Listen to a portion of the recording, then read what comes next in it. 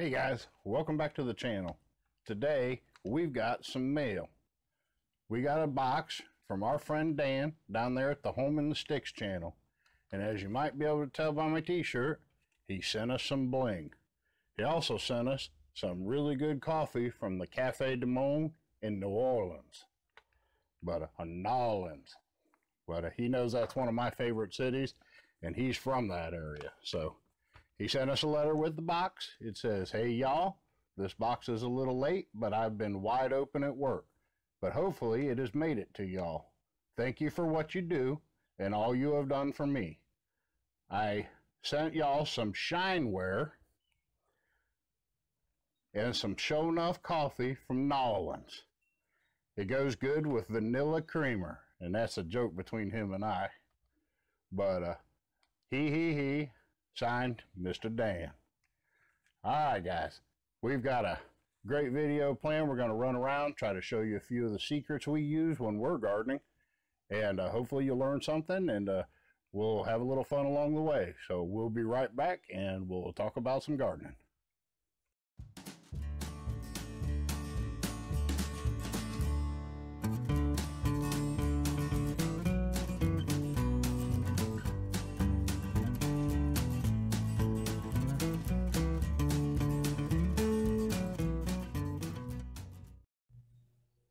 Okay guys, these are going to be real random, so I'm just going to spit them out here and we'll see how we do.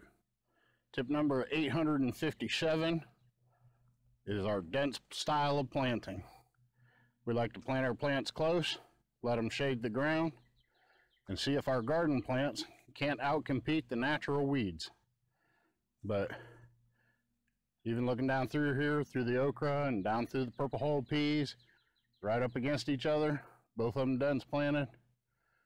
You get over here in the back of the garden, see some pumpkins, and over there some gourds. And roll back up through the acorn squash there. But one thing you won't see is a whole bunch of weeds coming through here. Now, we don't have to roll down through here daily or weekly or anything else to keep the weeds out. But and a little bit of grass here, like you see some grass here between the corn and the purple hull peas, that ain't hurting nothing. But we don't like to dedicate a lot of our time to pulling weeds, so we use a very dense style of planting. Okay, we're going to start down this row of squash. Tip number 4226 is that you can put your squash plants a lot closer together than you might think. One of the things about a squash plant is their huge leaves. They help shade the ground and block out weeds. But another thing is that you can cut those big leaves off. A squash plant can produce without them. They do just fine. But you can go ahead and pack them in here pretty close. And they won't mind. They start encroaching on each other. You just go on and cut them big umbrella leaves off there. It don't hurt them a lick. Okay, tip number 8654.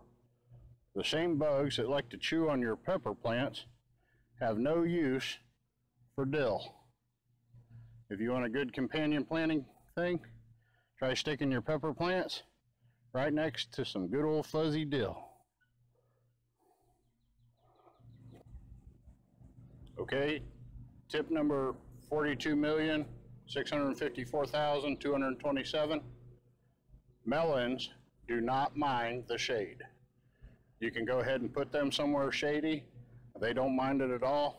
So you hear they're blooming and they're going to produce well. But melons do not mind shade. Okay, tip number 726. Sweet corn will grow in a parking lot if it has enough nitrogen. We fertilize our sweet corn 3 times.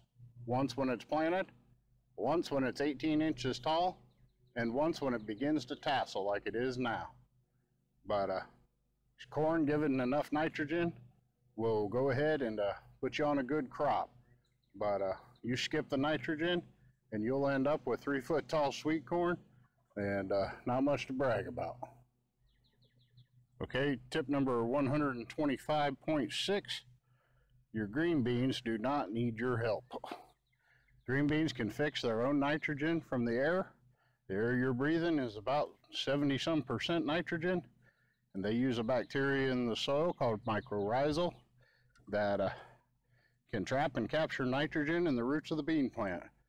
But all you do when you throw nitrogen to a bean plant is produce a really pretty bean plant, but not many beans. So don't try to overhelp your beans. They really don't need your help.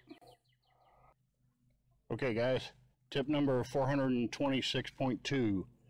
To get long-lived squash plants that continue to vine forward and produce healthy squash, try putting your fertilizer in the hole before you plant your squash. That way they can continue to feed throughout the season. But if you would like your squash plants to continue vining out and continue producing good leaves and good squash on the ends of the plants, and they can do it for quite a while, go ahead and put that fertilizer down in a hole about 6 inches below where you intend to plant, and they will feed themselves. Okay, tip number 642. Our carrot growing medium is probably 50% perlite. When you see us pulling out the large carrots, it's because the ground is that soft that they can get down through there without any trouble and having to fight the soil. And we'll make this a bonus tip, the only thing we fertilize our carrots with is bone meal. The phosphorus is good for root plants, and it doesn't cause too much overgrowth on the tops of the plants. Okay, tip 4362 is that all of our tomato plants have an 18-inch hole underneath them.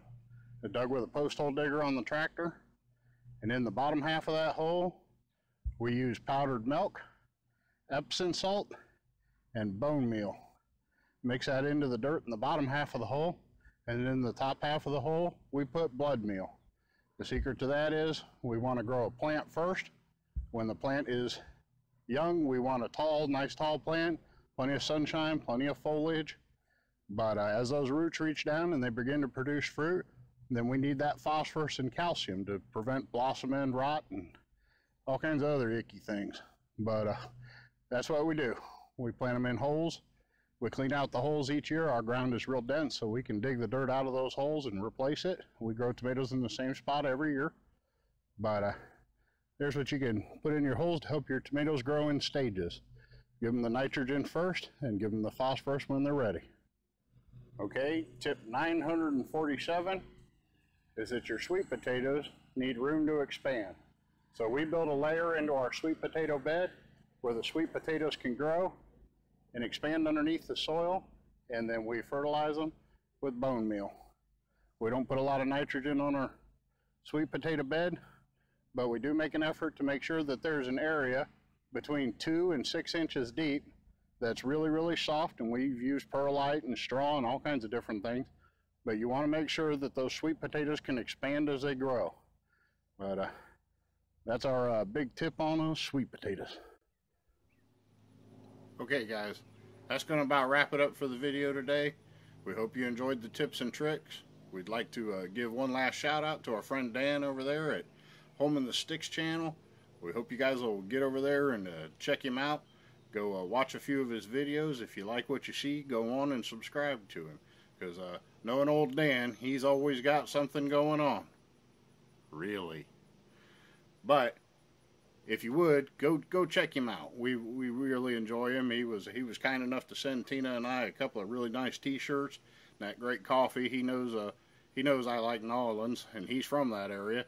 So we've been to the Cafe du Monde I don't know how many times, but we're sure enough going to enjoy this coffee. But we're going to go ahead and wrap this up. If you enjoyed what you saw, give us a thumbs up. If you have any questions, please leave them in the comments below, your questions and comments. And your thumbs up, tell YouTube to show our videos to more people. And if you would, share our videos with your friends on social media. Stick them on Facebook, put them on the list you're on. But that helps our videos get out there too. But and if this is your first chance here at the channel, then go on and subscribe. Hit that subscribe button and come on back and see what we're up to.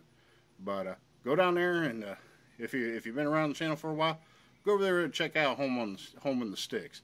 Old Dan's a great guy. And we really enjoy him. So we're going to wrap this up, and good to see y'all again, and we'll see you in the next video.